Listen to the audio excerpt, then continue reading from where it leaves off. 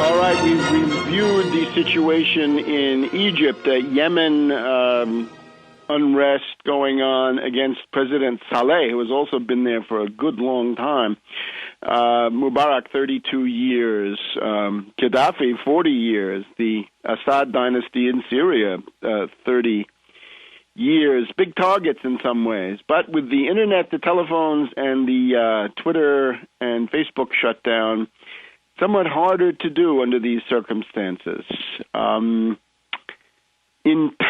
addition, there have been riots in Albania. So it's essentially Tunisia, Albania, Yemen, Egypt. Al Jazeera is on a campaign. They have now become their own Assange and their own WikiLeaks. They are distributing the Palestinian papers, who knows, more or less doctored, designed to make the PLO look very bad, to essentially destabilize them. And again, things that were more or less suspected or partially known, now documented, and of course, a big hue and cry about what the PLO was willing to accept in order to get a Palestinian state. One of the things I think that goes out the window is this notion often spread that the Camp David meeting of 1998 or 1999, at the end of the Clinton administration, that Israel had come forward with a generous offer, which was rejected by Arafat. I think that is not borne out by these papers.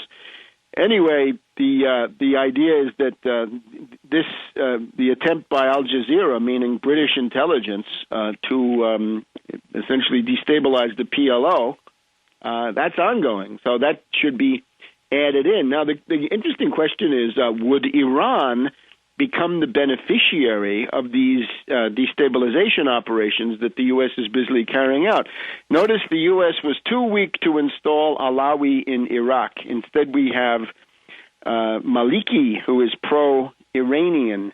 The U.S. is not able to prevent Karzai from going to Moscow and signing economic development deals that will allow Russia to rebuild the Soviet infrastructure at the expense of international lenders, reestablishing a Russian presence in Afghanistan. Can the CIA really think that they'll be able to control everything in Tunisia? Maybe they can. In Egypt, not so easy. In Yemen, certainly not easy, to say nothing of the other countries now being busily mentioned by the commentators here: Libya, Jordan, Algeria, Saudi Arabia, Syria, the Emirates of the Gulf. Some places there are really oppressive, but this is all now possible. Will Iran become the key beneficiary? Well, what do we see? In Lebanon, where we had an attempted color revolution in 2005, the Cedars Revolution, right, with the especially Maronite golden youth with flags and their Ferraris and Porsches driving through the streets in the night. Well, that has now turned into a government in which Hezbollah is one of the principal influences on the government of Lebanon that has just come in last week is Hezbollah. So the U.S., of course, freaked out about that. Democracy, okay, but only as long as it's our puppets. Notice also the destabilization of Berlusconi goes forward with new and outrageous maneuvers by these so-called magistrates, the investigating judges in Milan. It's obviously a slow-motion attempted coup d'etat. And then we want to add in the bomb at the Moscow airport, to which Putin has now promised either retaliation or retribution, depending on what that word is in the original text. Well, whenever these things happen, right, we have to go back, and I urge you to go back to that extraordinary briefing given by Putin in his dacha at Nova Ogorjeva in September of 2004, after the massacre of the children at the Beslan school, where he says there were circles in the West who want to destroy the Russian Federation the way Rome destroyed Carthage. They pretend to be cooperating with us, but they harbor representatives of the various terror groups. When we ask for their extradition, we're told, no, these are rebels and freedom fighters.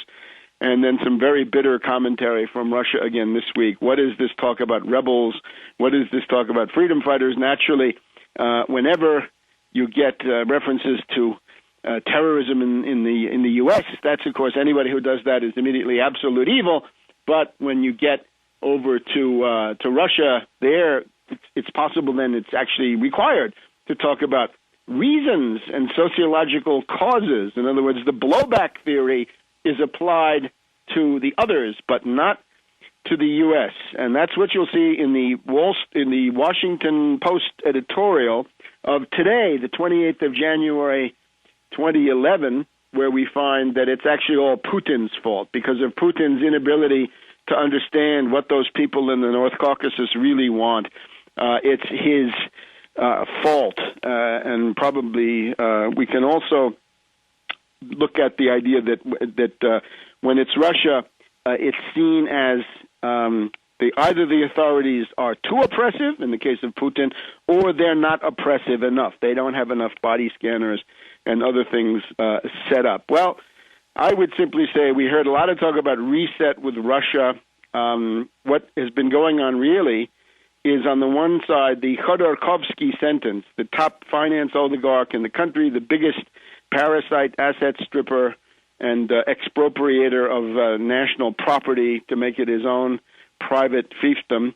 He's been sent back to jail for another 6 years, and, of course, the hue and cry in the West is enormous. Anybody that rich should be above the law. We finance oligarchs are above the law. That's pretty much what Medvedev heard now at Davos. So that's number one. U.S. and Britain not happy that their man Khodorkovsky has been sent back to jail. Secondly, the WikiLeaks, when we had this meeting between the so-called Russian opposition, this gaggle of dysfunctional, marginal people, and Michael McFaul, the Russian director of the National Security Council, one of the people who was targeted along with Putin, and perhaps second only to Putin, is Kadyrov. Kadyrov being the president of Chechnya installed by Putin. And behind Kadyrov is the so-called Gray Cardinal, Surkov, an official in the Medvedev entourage. So they were targeting the two of them in particular, Kadyrov. And is that because of human rights violations by Kadyrov, or is it because he has, by and large, succeeded in suppressing a significant amount of terrorism in Chechnya? The other one is the Karzai trip to Moscow. When the president of Afghanistan feels free to go to Moscow and to make these deals, this, of course, drives the U.S. up the wall. You remember about a year ago, Obama made a blitz emergency visit to Kabul after Karzai had gone to Beijing. That was bad enough, but now Moscow, no, it's too much. So this involves the Salang Tunnel in the Hindu Kush, hydroelectric plants that have to be rebuilt, and a gas pipeline from Turkmenistan to India that the U.S. is determined to stop, to sabotage. And generally speaking, all of these infrastructure deals are exactly what the U.S. is in Afghanistan to prevent. So listen to the details of this in a significant Russia Today commentary that I made the day of. So all of this going on. Now, the background, we can maybe come back to some of these themes in a minute, but the background now, the world economy, as these Davos finance oligarchs meet, what do we have going on? Well, European Central Bank says that inflation is rising all over the world, and the European Central Bank, of course, they have to be the deflationary hawks. In other words, they're the anti-inflation watchdogs of the world, and that's what we read in the Wall Street Journal on Monday, January 24th. Global price fears mount, and we'll hear about that when we come back in just a minute.